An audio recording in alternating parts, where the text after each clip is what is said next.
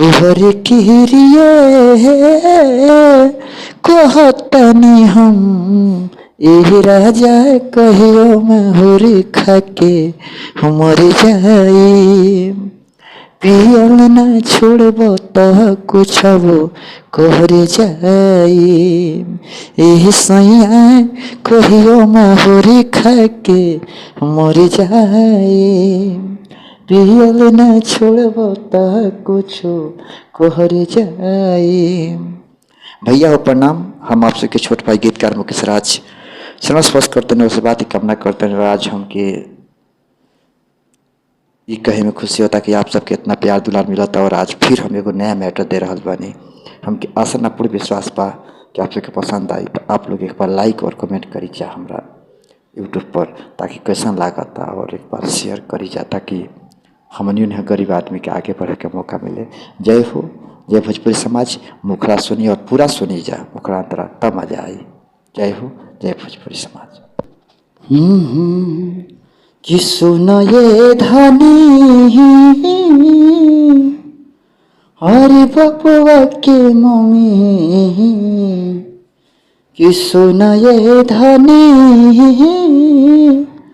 अरे बबुआ के मम्मी, यही पागल न हो पागल के कोइल गइल बा।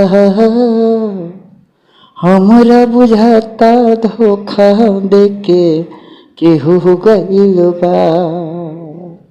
यही पागल न हो पागल के कोइल गइल बा।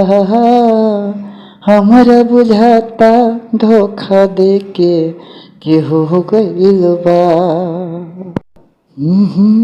पहिला अंतरा ही प्यारी के महरो बाटे आशिक हो बिहारी के, लिखल बनाम हाथे सिगरेट से जार के। ही प्यारी के मारो बाटे आशिक हो बिहारी के, लिखल बनाम हाथे सिगरेट से जार के, हर सिगरेट से जार के। सुनो ये रानी सच कहतनी, सुनो ये रानी सच कहतनी, अरे लाते जूता कर के देखो मरल गइल बा।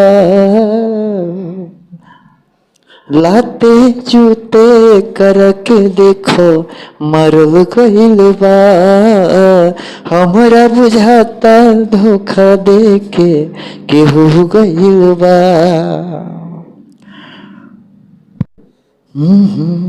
लास्ट अंतरा ही रहे बेवफा जवन ही कैलस बेवफाई, जियते जिंदगिया में दिहल से आग लगाई। ही रहे बेवफा जवन कैलस बेवफाई, जियते जिनगिया दिहलस यगिया लगाई है यगिया लगाई। राजा मुकेशी ही कहे हर में राह किस मुकेशी है कहे हर में हरी जिंदा एक देखो ढठी यावल गइल बा। यही पागल न हो पागल के कोके गइल बा। हमरा बुझाता धोखा देके केहू गइल बा। पागल न हो पागल के कोई गइल बा।